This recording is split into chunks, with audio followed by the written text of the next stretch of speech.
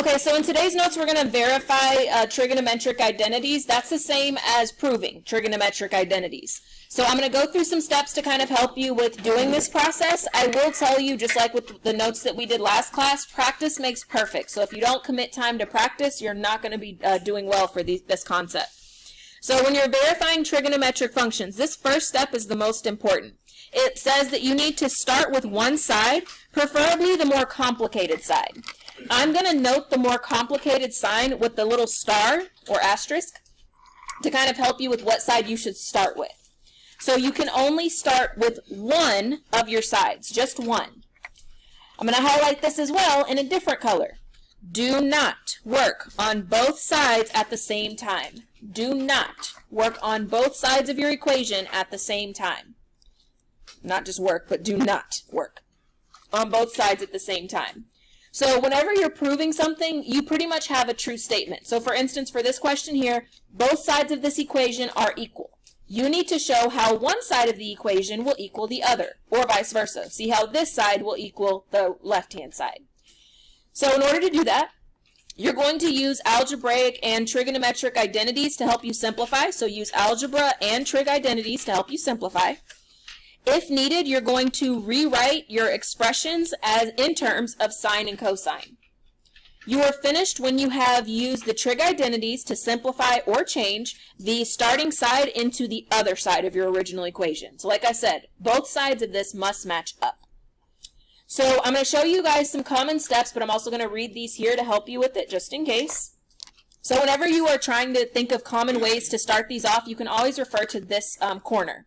So the common steps are, first, it is probably helpful to rewrite in terms of sine and cosine. So it might be helpful to write things in terms of sine and cosine.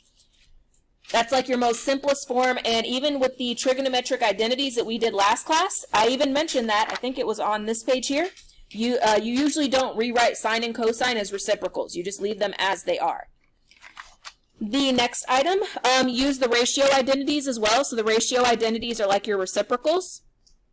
The next part says manipulate your Pythagorean identities. So you're going to definitely want to use your Pythagorean identities. And that includes, for instance, sine squared x plus cosine squared x equals 1.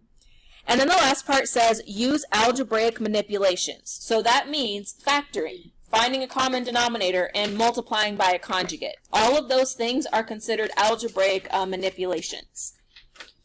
So before we start the items below, I want you guys to write out one last thing that I underlined on the left-hand side.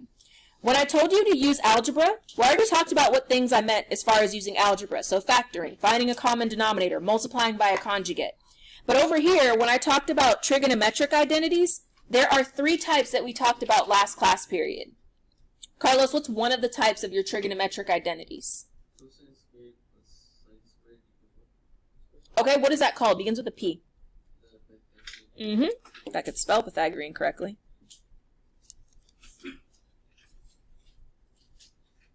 So your Pythagorean identities, that's one of them. There were 2 other types, not the other 2 Pythagorean identities, but what were the 2 other types of identities?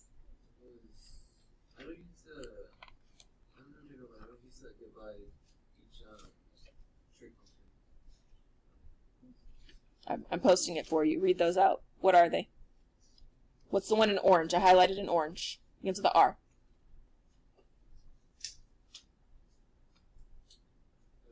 Reciprocal. And then what's the last type in blue? Quotient. So those are our other identities. So we have the reciprocal and the quotient identities. So those are the types of identities you're going to be using to simplify. So when I say to use algebra and your trig identities, these are the trig identities I'm talking about. Pythagorean, reciprocal, and quotient. Okay, so even though I showed you guys, I showed Carlos the different types of identities, I want you guys in this little corner, underneath type 1, to actually write out what the fundamental identities are in this space. So in this little corner that I just made, I want you to identify all of the fundamental identities. So the reciprocal, the quotient, the Pythagorean identities, I want you to write all of them in this space. Try not to look at the notes that we did last class to copy them over. I want you to see what you remember. Because when you have your quiz and test, I'm not just going to give you these identities. So I'm going to give you about a minute. Write down all of the identities that you remember from last class.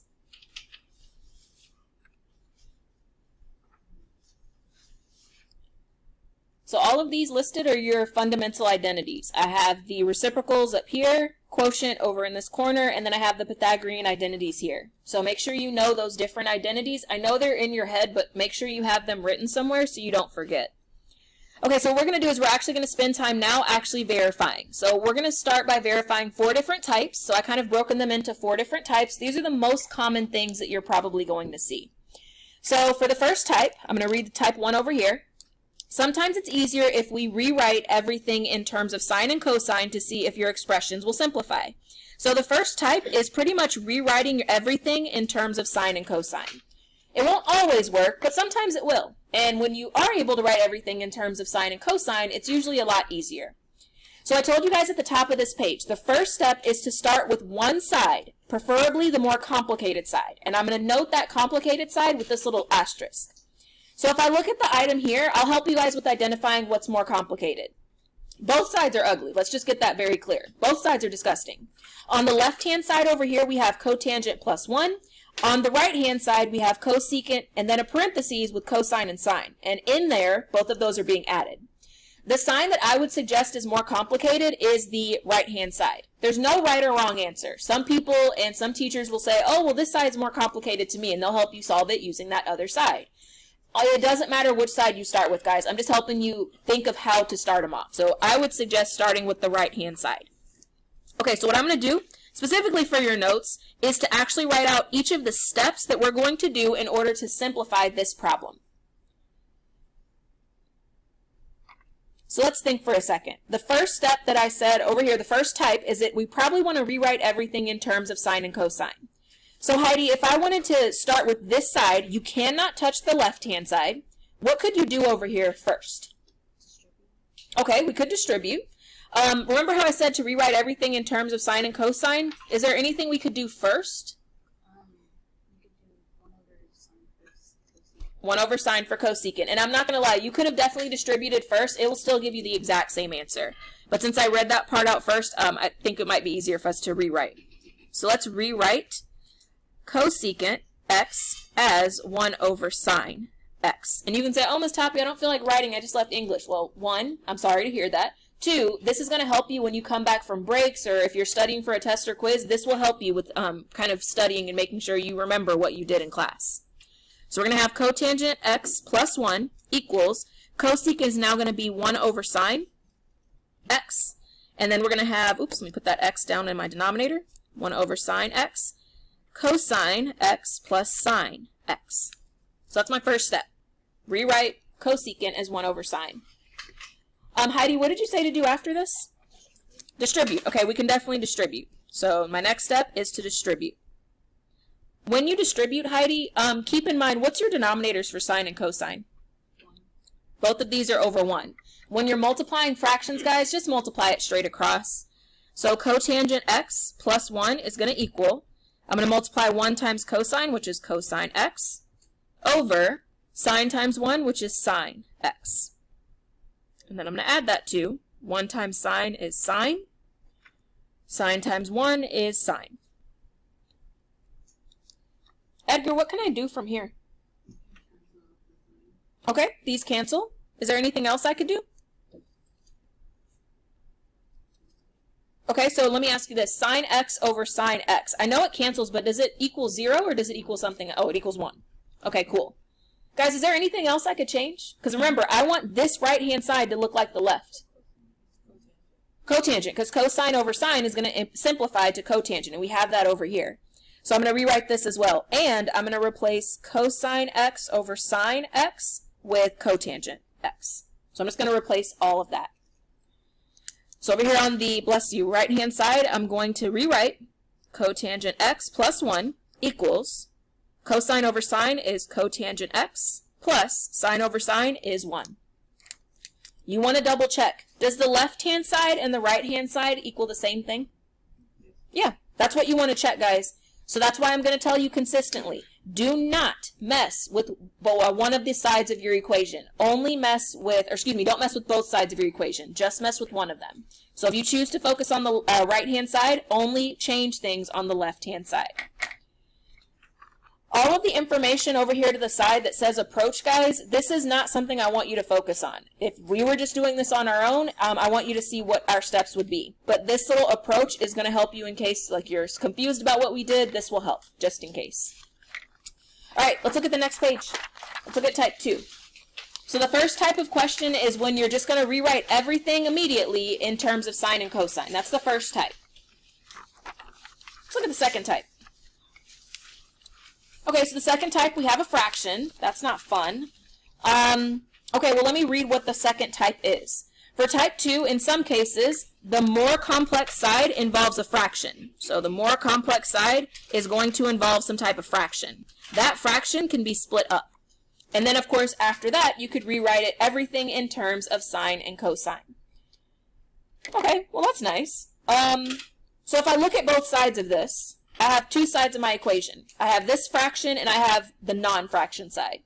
I hope you guys will agree. The fraction side is probably going to be your more complicated side.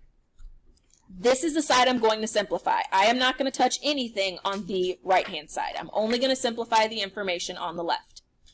In order to do this, y'all know how I am. I'm going to need the back side of the page. Whoops. I need the back side of the page to simplify this, so I'm going to make a note to flip it over to the back. Okay, so I have everything rewritten, and we're going to need to actually simplify it now. Okay, so just take a second and look at it. The directions on the front side that I kind of helped you with were, if it involves a fraction, try to split those up. So especially for this one, it might be easier to split them up. Giselle, if I wanted to split this fraction, what would that look like? So my first step is to split your fraction. How would it look like if I split it?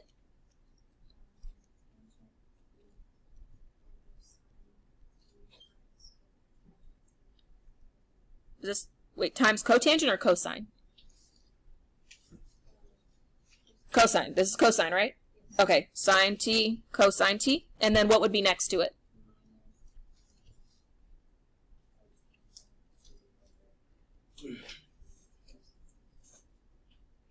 Oh, not cotangent, or cosine t. Okay, so looking at this, I just want to make sure, is it okay for you to put sine and cosine under both of them? Yes, you have to put sine and cosine under both, guys. Don't put sine under one and cosine under the other, because if you do, you're going to have to find a common denominator. So the way that Giselle gave me, this is absolutely correct. Perfect. This should equal secant squared t minus cosecant squared t. I'm just going to make one little edit to this, and it's nothing that Giselle did wrong. I just know that you guys might lose this negative symbol, so let's make this a plus negative cotangent at the top so you don't forget about it. Okay, Giselle, you split it into two fractions. Now what would you do? I want to make sure that both of these fractions will simplify into secant and cosecant. What can I do?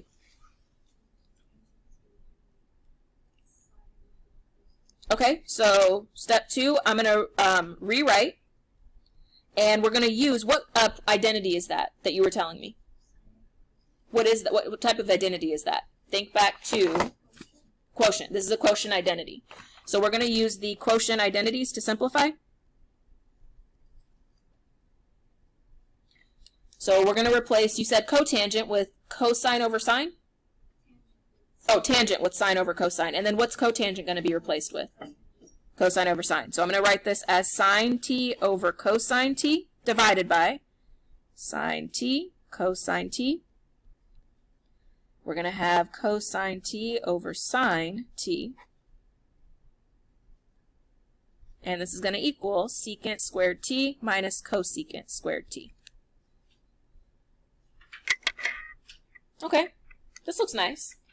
The issue is now I have a fraction divided by another fraction. So, Giselle, what am I supposed to do once I have that? Keep, change, flip. So we're just going to simplify. I'm going to make a note here, though, that we're keeping, changing, and flipping that fraction.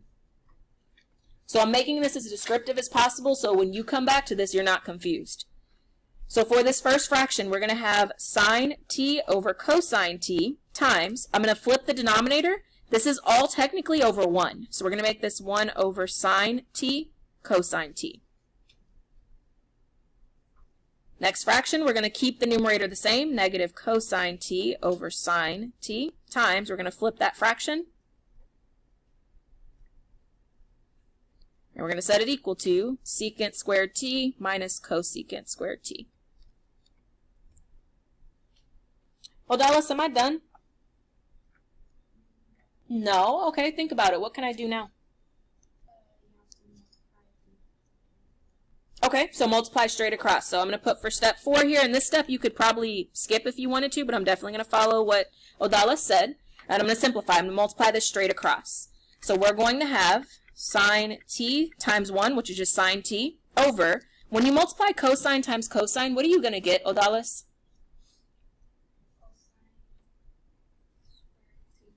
Perfect.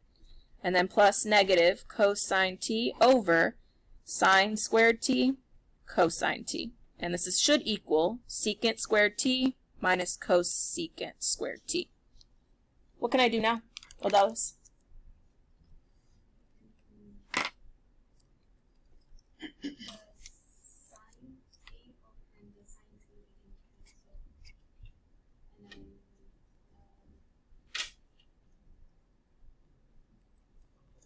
We canceled the sines here. That's good. Can we cancel the cosines here? Help her out, guys. Can we cancel the cosines? Yes. Yeah, we can cancel it. It's just being multiplied, so yeah, we can cancel it. So again, step 4 was to simplify. That's why we brought it down. We just pretty much combined it into one big fraction. So I'm going to write a note that this was one fraction. And then for step 5, I'm going to put that we're going to rewrite, which is just another way of simplifying. So I'm just explaining exactly what you're doing so you know how you got from one step to the next. If sine is gone in your numerator, guys, what's left? 1. So this is 1 over cosine squared t plus negative 1 over sine squared t. And this is going to equal secant squared t minus cosecant squared t. I've seen 1 over cosine t, and I saw that on the very first page when we wrote out our reciprocals. So 1 over cosine is going to be secant, 1 over sine is going to be cosecant. So on this page over here, the last step is I'm going to use, for step 6, I'm going to use my reciprocal identity. And by using that reciprocal identity, I'm able to rewrite this as 1 over cosine, which is secant squared t, plus negative 1 over sine is cosecant squared t.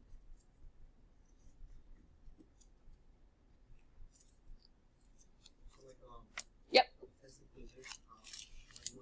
My last question to you guys. Are both of these sides equal?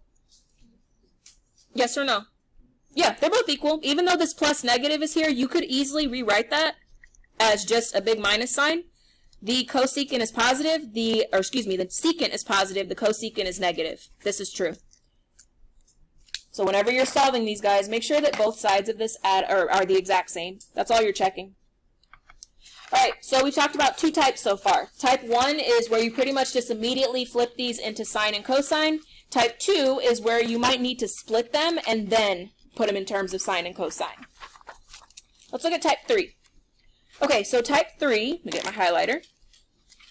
Type 3, if you look at the items that you have here, this one doesn't look too bad. They both look equally as disgusting. So it says for type 3, using the properties of conjugates, it's sometimes helpful. So this one is talking about specifically using the properties of conjugates. So for an expression like a plus b, the conjugate would just be the opposite, which is just a minus b. When you multiply conjugates, it's often going to give you a more useful expression. So that's what I'm hoping is going to happen for this question here. So I'm not going to lie, a couple years ago, me and Ms. Jaffarali were doing this question. I used the left-hand side, and I used this as my more complicated side. She used the right-hand side. Since this is specifically asking for conjugate, we're going to use the left-hand side just to give you something to start out with. But if you want to solve using the right-hand side, you can do it. It will give you another answer. So I'm going to go ahead and kind of make my step side over here. This side is my steps. I'm actually going to make it not as close. Put it over here. There's a reason why. Okay, so first things first. I have my problem, and I want this left-hand side to match up with the right. I'm not solving, I'm just simplifying. So for the item on the right-hand side, ignore it. If I have the information on the left, Valerie S., what can I do? What was the thing that it said on the left-hand side? Use the what? Okay, so what's the conjugate for this denominator? 1 plus sine of x. So we're going to do that 1 plus sine of x, 1 plus sine of x for the numerator and denominator here. So the first part, use your conjugate, which for this question is 1 plus sine of x. Valerie, you tell me, do you want me to distribute this cosine or just leave it as this times your cosine? It's up to you. Okay, we can leave it. So we're going to make this 1 plus sine x times cosine x over, when you have this denominator that's positive and this denominator that's negative, what is that? Not just Valerie, any of you guys. What is it called? Say it again, Joseph. It's a difference of squares. We talked about this last class right here in your packet. So when we have 1 plus some trig function times 1 minus another trig function, this is just difference of squares. So I'm going to make a note down here right under the item in red. We're going to use the conjugate and difference of squares, which means I'm going to do a plus b, a minus b is going to equal a squared minus b squared. So you can choose to FOIL this out if you want, but I'm telling you that you don't have to, and that says diff for difference of squares. So by difference of squares, by this definition, we just need to take that first number and square it. So 1 squared is just 1. Minus, for the next one we have b, which is going to be squared, so we're just going to make that sine squared. And this should equal 1 plus sine x over cosine x. I have a lot of students get to this point and they're like, oh, Ms. Toppy, this is great. I can just cancel out the signs, which are kind of right, but not 100%. Remember, this is what we're trying to prove. So for this part here, Valerie E., what do you notice is in the numerator for the answer that we're trying to get to? Say it again. The conjugate, that 1 plus sine x. Okay, so I definitely want to keep this 1 plus sine x up here. So what I need to do is try to find some way to get rid of my denominator. Valerie, where have I seen something being squared like this? What is it called? Begins with a P. This is your Pythagorean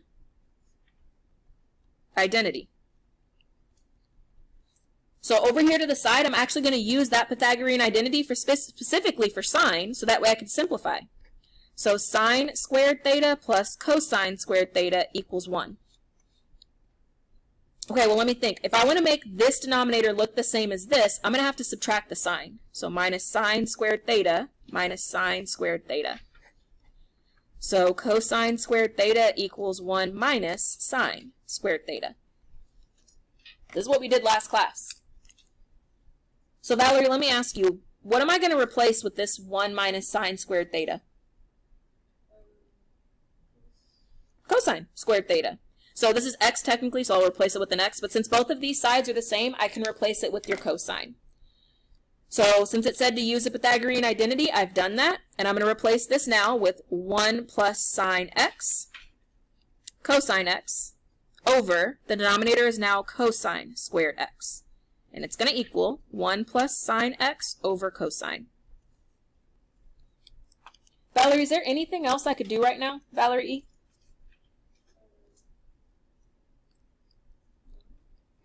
They're both the same? No. Can I cancel out the cosine? Yes, we can cancel it. We have a cosine at the top. It's being multiplied by this fraction, or this, not fraction, this binomial, so you can do that. This denominator down here has 2 cosines. I'm just going to cross out the 2. We have 1 cosine left. So let me write out what I did. I'm going to simplify, and I'm going to put in parentheses that we canceled, so that way you know how we got to this last part. And to write out my answer, I'm going to write this as 1 plus sine x over cosine x. All you're trying to check, guys, is to see, do both sides of this equation match up? When both sides look identical, that's it. You've done it correctly.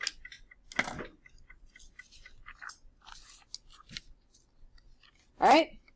When you're good and you're ready to move on, let's look at question number 4. After question 4, guys, I'm doing one more question with you, and then you guys are going to practice a few of them on your own, because you're the ones who need to learn this.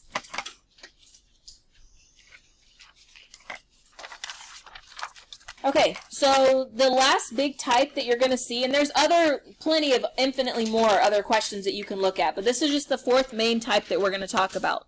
So the last type is when you're combining fractions before identities, so that way you can make sure that you use the appropriate, or that can be used as an appropriate strategy. So I'm going to highlight here that we can combine fractions. So for instance here, I hope you guys agree, this will be the more complicated side, yes? The one with your adding fractions? Okay, good, because I'm going to star this side on the left. Let me ask you guys this. It's just a basic question. When you're combining fractions, so if you were to combine both of these, what do you need? Common denominator. So we need to find a common denominator. Y'all already know how I am. I'm going to use the back page. Why do I keep putting back page? Goodness. So let me go ahead and flip this over to the back side so I can write my problem again. Alright, so let's start with our first step. Okay, so we need to try to find some way to combine both of these fractions, because that's what it was talking about on the front side of your page. David, in order to combine both of your fractions, what do we need again? A common denominator. So in order to get both of these denominators to be the same, what should I multiply this fraction by? Okay. I was trying to write it out, but it's okay. 1 plus sine x over here. 1 plus sine x over here. And what about the other fraction? What do I need to multiply in numerator and denominator? Technically, and these are not x's, guys, these are alpha. Forgot to mention that. That's an alpha. So it's a Greek letter for it. If you replace it with x, it's okay. I'm not going to take off points. Sine alpha. Those are technically, if you actually think about it, these are conjugates. So it just so happens that both of these just so happen to be conjugates. So find a common denominator. And we're doing that by using your conjugate. So I'm going to go ahead and multiply this out. By multiplying both of the numerators by 1, it's not going to change anything. So in my numerator, we're going to make this 1 plus sine alpha. And then in the denominator, wait, if you think about it, we have 1 that's positive, 1 that's negative, the exact same thing. What type of problem is that again? Difference of squares. So I'm going to say, and use difference of squares, which is a squared minus b squared, a plus b, a minus b, just so that way you don't forget it. If you see a way that you can use difference of squares, use it. I'm not going to take off points. So 1 squared is just 1. Sine x squared, or sine alpha squared, is just minus sine squared alpha. We're going to do the same thing for the next one. Okay, for this next fraction, 1 times this numerator is just going to stay 1 minus sine alpha over, this again is another difference of squares. So I'm just going to keep the same denominator, 1 minus sine squared alpha. David, what can I do now? They both have the same denominator like you said. Okay, let's combine. So I'm going to put simplify, which means we're just going to combine our fractions. So we're going to make both of those fractions into 1. So for my second step, I'm going to make one big fraction, 1 minus sine squared alpha. The numerator is going to be 1 plus sine alpha on the left, plus 1 minus sine alpha. And that should equal 2 secant squared alpha. So I need another step to simplify. Gabriel, what can I do now? Look in your numerator. Can I do anything here? No, you're fine. Is there anything I can do here? Combine that two. Okay, so in the numerator, what can you combine? 1 and 1 and 2. Okay. And then you can cancel out the sign. Can you cancel these? I just want to make sure. Yes. Yes, one's positive, one's negative. They both have the same sign. You can cancel those. Perfect. So let me zoom back out for a second, and I'm going to rewrite what I have. So step 3, I would just simplify the numerator. So again, I simplified. This times I am combining our like terms. I'm just going to label that as CLT, combine your like terms. So in the numerator, we're going to have 2 over 1 minus sine squared alpha equals 2 secant squared alpha. That doesn't match up just yet. Gabriel, is there anything else I could do?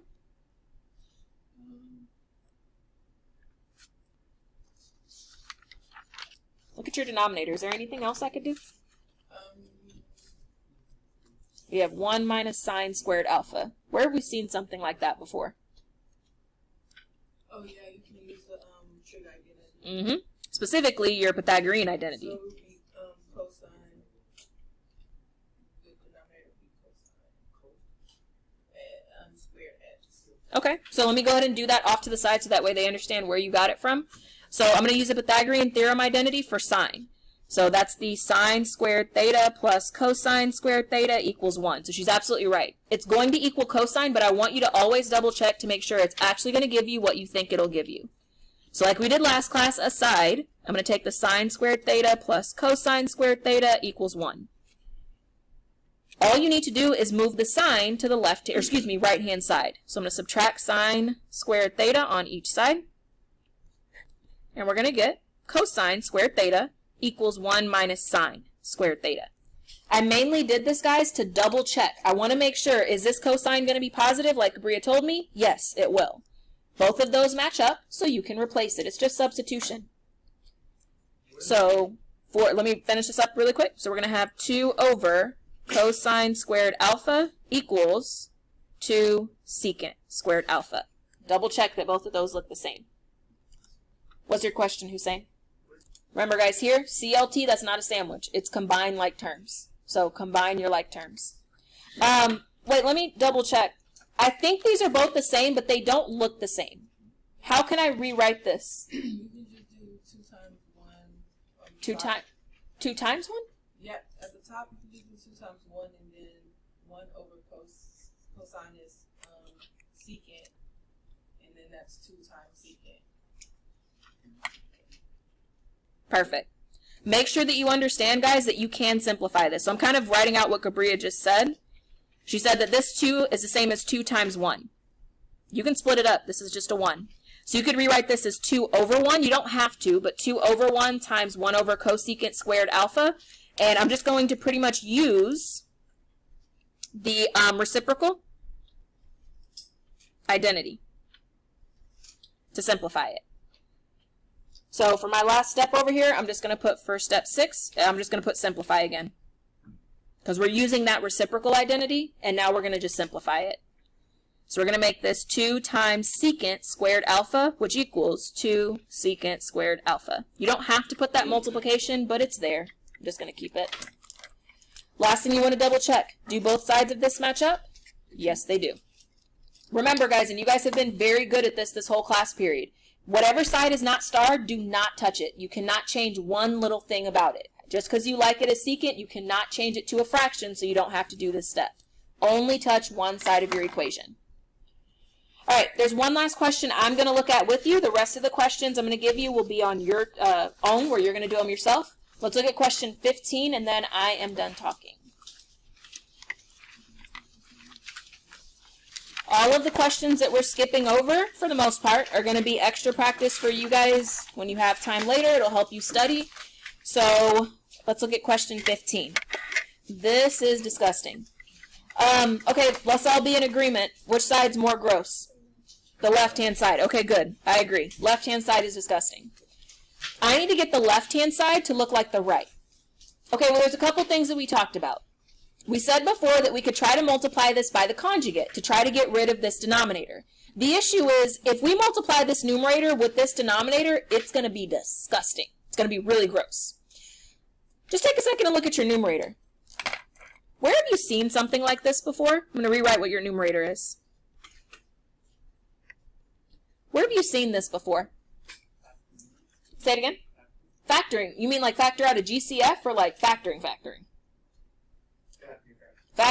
We don't have a GCF to take out. So what I'm going to do, I'm going to put this as my aside work. We need to factor this. And a lot of you guys are like, Ms. Tapia, you've never taught us how to simplify it with the sign. Okay, let me show you. When you get into college and when you get into like AP Calculus, they're going to tell you to replace and do substitution using a different variable. So I'm going to say let sine of theta equal just a different variable. I'm going to use W as in west. The reason why I'm using W is because a lot of the other questions have X, and I don't want you guys to get confused. So everywhere you see a sign, we're going to replace it with the W. You've made it through Algebra 1. You've made it through Algebra 2. You can factor this. I need to find two numbers that multiply to positive 1, but add up to negative 2? Melissa, what two numbers can I use? Multiply to 1, but add up to negative 2. -1 and -1. Uh-huh. And double check, is your leading coefficient in front of w squared, is this a positive 1? Yes, it's a positive 1. So when that happens, guys, you can just rewrite my binomials as w minus 1, w minus 1. Melissa, is there another way to rewrite that? W minus 1 times w minus 1? Are they the same? So how can you rewrite it? Mm-hmm. And what did we say w was again? The variable. What did we say w was? Sine. Let w equal sine. So we're going to replace that w with a sine. Oh, look. We factored out the numerator. So in that fraction at the top, I'm going to go ahead and move my page in just a second. I'm going to replace that ugly numerator with this. And I'm still going to make the space for my steps. Guys, after question 15, it's between you and yourself if you actually do the steps, writing them out anymore. But I would suggest at least writing some of the steps so you know what you're doing. Alright, so here's my space, my step. The first one is to factor the numerator. So in that numerator, it's going to become sine theta minus 1 squared over sine theta minus 1. And that's going to equal sine theta minus 1. That was the same, right? Is that my answer? No, what's wrong? Fatima, what do I need to do? Can I cancel? Double check. Okay, so I can cancel out the sine minus 1 at the denominator, and in the denominator, this squared means you have two of the exact same thing. We just did this at the bottom. Both of the binomials are the same. So cross out that 2, and this will leave me with, let me write my second step, which was to cancel, which is another way of saying simplify, which is going to give me, let me get my blue pen, sine theta minus 1 equals sine theta minus 1. Both sides of this are the same. That's what I want to see. Make sure that both sides match up. Alright, give me a nod or shake. Does this make sense with what I'm doing? I'm not playing with both sides of your equation. For every single problem I've done, I have only messed with one side of your equation. Just one. So, before you guys kind of finish up for today, I'm going to give you a few questions that I want you to try on your own. They're going to be doable. So remember where type 4 was, that question? Yeah, flip it back. Flip it back to the type 4 question. The two problems that are at the bottom of that page, congratulations, that's what you're working on. We'll both be on the same page though, and I'll help you start this off. For this first question over here on the left, which side is more complicated? Number first. Is that the left or the right? Left. Okay, so I'm going to put a star on top of that left-hand side. Yeah, start on the left. I will tell you, if you start on the right-hand side, you're asking for trouble. You can still solve it, but it's going to be a very difficult route. Definitely start with the left. This side here, let's be honest, they both look disgusting, right? Yes. I'll give you a pro tip. I would try to simplify. I would say the most disgusting part is the part that's being added, because if you had to start it out with the part that's being multiplied, you would have to find some way to make it an addition problem. It's easier to find a way to make an addition problem multiplication because you'll just have to find a common denominator. So I'll give you a hint. Start with that left-hand side. So right now, I'm going to give you about 3 minutes to finish the left-hand side. Don't look at me crazy. You can do this. The left-hand side question first, and then I'll give you about 5 or so minutes to do the right-hand side question.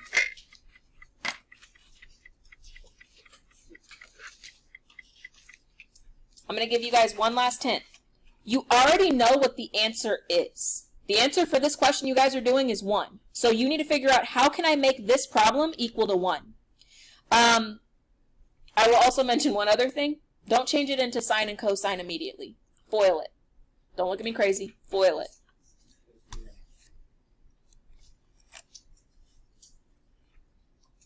So for this one, I definitely suggested to foil. This is a difference of squares, guys. That's all this one is. One's being added, one's being subtracted. Both of the terms inside are the same. So you could have used the definition of difference of squares. If not, you could actually spend time foiling. So this would turn into cosecant squared theta minus cotangent theta cosecant theta. That says cosecant. Plus cotangent theta cosecant theta. And then the last one will be minus cotangent squared theta equals 1, in case you didn't realize these were difference of squares. Both of these terms are going to cancel in the middle because you have a cotangent and a cosecant. One's positive, one's negative. You can cancel. So that's going to leave you with cosecant squared theta equals, or not equals, minus cotangent theta is going to equal 1. You've seen this before, guys, on the very first page, which was this guy here. Or not this guy, this one. 1 plus cotangent squared theta. So over here, I would make my aside work. 1 plus cotangent squared theta equals cosecant squared theta. And I would just manipulate it. If you isolate your 1, which is pretty much going to be subtracting that cotangent, you're going to get 1 equals cosecant squared theta minus cotangent squared theta. And that's what you want. So notice that this information equals this. It's the exact same. So we can just replace all of this with a 1. That would be your answer. Guys, there's plenty of ways of doing this. This that I just did is just one way. I know I saw Joseph, he actually changed both of these into sine and cosine, and then like ratios, and then he canceled it. He got the exact same thing. All right, I'm going to give you about 5 or so more minutes. Try this problem here. All right, so for the question on the right-hand side, just double check it. Make sure it looks good. The process that I did should be something similar on your page. You might have done a couple of things differently. That's fine. But I saw a lot of students splitting this up into sine over cosine, cosine over sine, finding a common denominator, noticing that this part was being squared. Sine squared plus cosine squared, well, that's a Pythagorean identity. It just equals 1. Once you have that, a lot of students got stuck here. All you need to do, guys, is just split them. 1 over sine times 1 over cosine is the exact same thing. All I would definitely suggest, if you're splitting things up, double check. Does 1 over sine times 1 over cosine, does it equal what you just had? And then the last thing is just, of course, replacing it with its identity. That's all. Okay, so the last 2 questions that I want you guys to do, and I'm mainly going to check to see if you guys have a process that looks good on your tests and quizzes. I want you guys to do question 7 that looks like this. I will give you a suggestion. Well, first of all, y'all tell me which side looks disgusting. Left, for sure. I'll give you this suggestion, guys. Don't cancel this out and make it 1. Multiply it straight across. If you try to cancel this, you're going to be missing half the question.